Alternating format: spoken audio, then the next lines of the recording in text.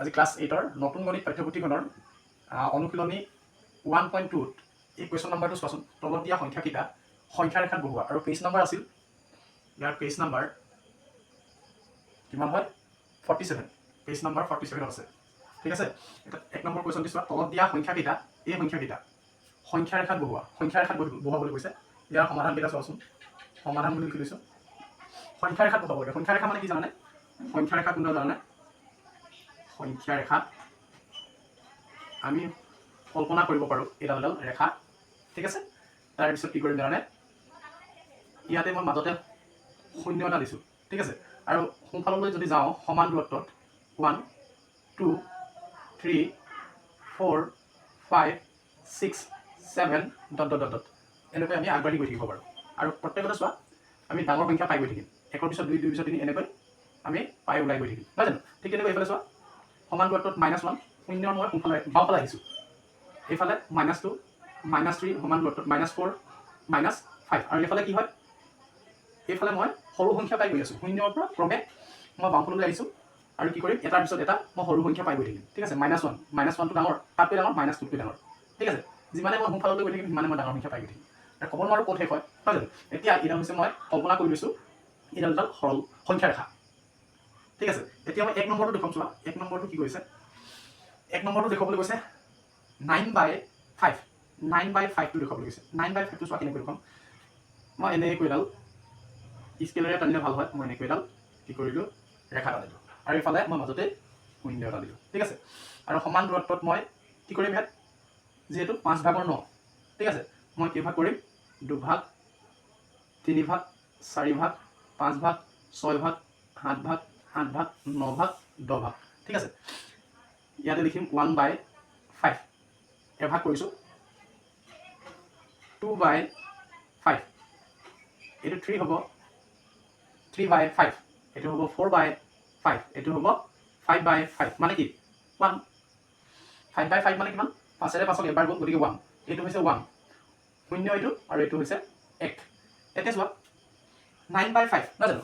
9/5টো চোৱা 1তকৈ ডাঙৰ হ'ব গতিকে চোৱা 6/5 7/5 8/5 9/5 এইটো হৈছে তোমালোকৰ 9/5। মই ইয়াতে ডাৰ্ককৈ দেখুৱালোঁ এইটো হৈছে 9/5 নহয় জানো? এইটো হৈছে তোমালোকৰ 9/5 সংখ্যা ৰেখাত মই দেখুৱালোঁ ঠিক আছে। আৰু এইফালে কিমান পাম? সমান দূৰত্বত 10/5 10/5 মানে 5 10ক বাজে দুবাৰ গতিকে এইটো 2 নহয় জানো? এইটো 2 কিন্তু এই পইণ্টটোত চোৱা কি পালোঁ? সংখ্যা ৰেখাৰ এই পইণ্টটোত পালোঁ 9/5 ঠিক আছে। এতিয়া 2 নম্বৰটো চোৱা।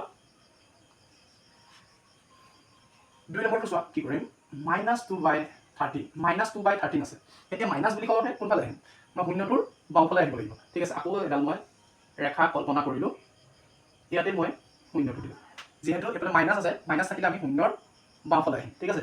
এইফালে সমান দূৰত্বত -1 সমান দূৰত্বত -2 -3 -4 -5 -6 -7 ঠিক আছে। এতিয়া চোৱা এইটো মই কি কৰিলোঁ?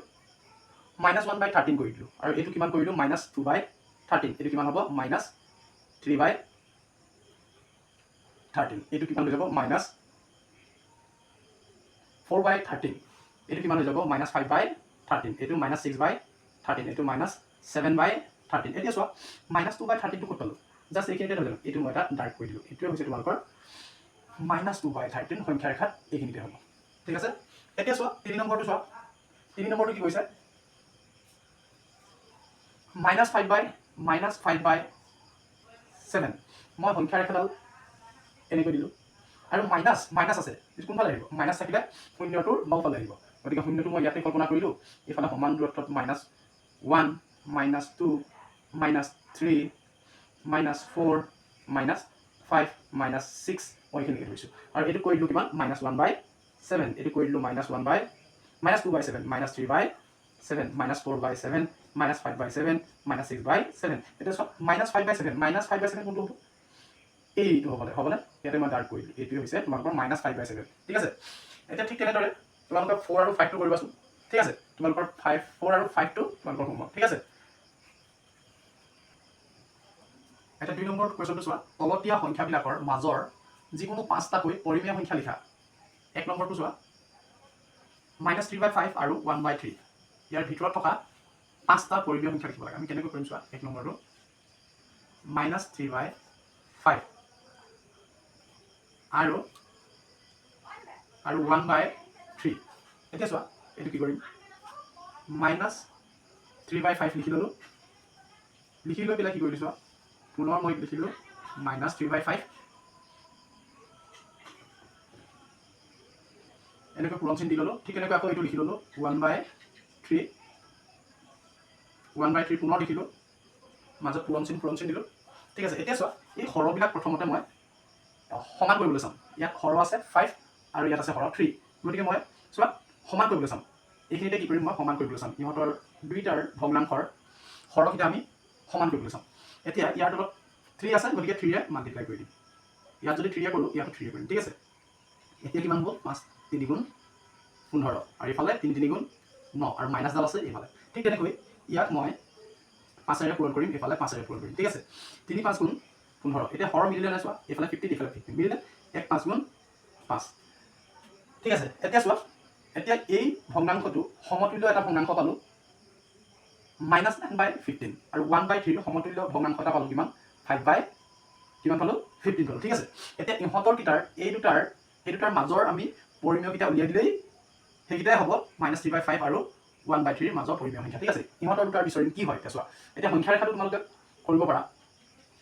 এইডাল ধৰা সংখ্যা ৰেখা, এইফালে আছে 0। ঠিক আছে।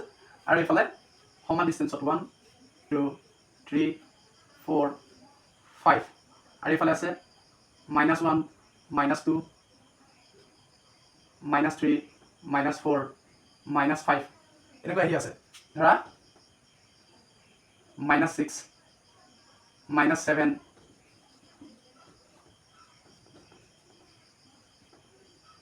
-8 -9 নহয় জানো। এতিয়া চোৱা এই -9টো ইয়াত আছে, এইটো -9/15, -8/15, এইটো -7/15 হ'ল নহয় জানো। এইটো 15 -5/15, এইফালে -4/15, এইফালে -3/15, এইটো -2/15, এইটো কিমান হ'ব -1/15 আৰু এইটো 1/15, 2/15, 3/15, 4/15, এইটো হ'ব 5/15। এতিয়া চোৱা এই পইণ্টটোৰ পৰা এই পইণ্টটো আমাক সেইটোৱে লাগে নহয় জানো। 5/15 মানে এই পইণ্টটো আৰু -9/15 মানে এই পইণ্টটো। এতিয়া ইহঁতৰ ভিতৰত কিমান চোৱা, কিমান আছে পৰিমেয় সংখ্যা, বহুতকেইটা আছে আৰু বহুতে থাকিব আৰু আছে, কিন্তু তাৰে ভিতৰত আমি কেইটা লিখিব লাগে, 5টা লিখিব লাগে। এতিয়া লিখি দিওঁ।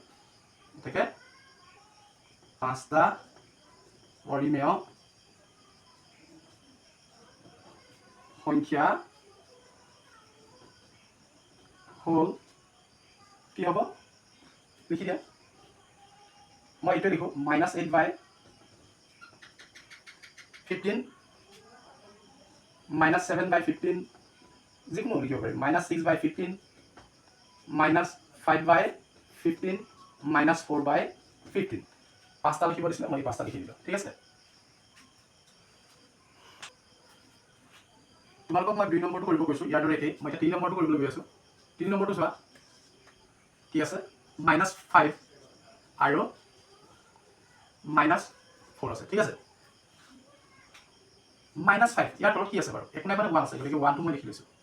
আৰু ইয়াত -4 লিখি লওঁ, -4 তাৰ তলত কি আছে, একো নাই মানে 1 লিখিলোঁ।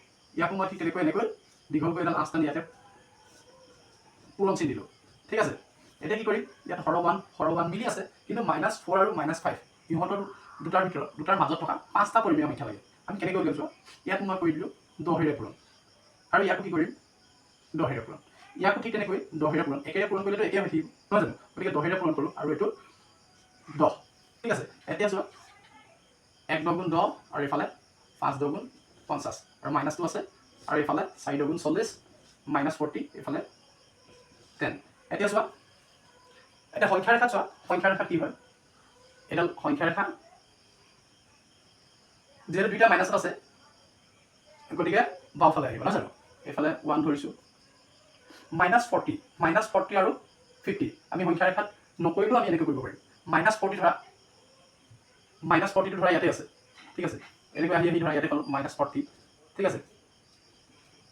/10 আৰু ইয়াত ধৰা কি আছে, -50/10 আছে। ক্ৰমে এইফালে ডাঙৰ হৈ আহি থাকিব, কিন্তু সংখ্যাবিলাক এইফালে সৰু হ'ব, কিন্তু এইবিলাকে ডাঙৰ হ'ব নহয় জানো। এইফালে হ'ব কিমান 49 মাইনাছ 49 হ'ব এইটো মাইনাছ 49 বাই 10 পাম আৰু এইফালে কিমান পাম মাইনাছ 48 বাই 10 পাম এইফালে কিমান পাম 41 বাই মাইনাছ 41 বাই 10 পাম এনেকৈ আহি থাকিব গতিকে ইয়াত কেইটা লাগে 5টা লাগে গতিকে 5টা হ'ব কি 5টা পৰিমেয় 5টা পৰিমেয় হ'ব পৰিমেয় সংখ্যা হ'ব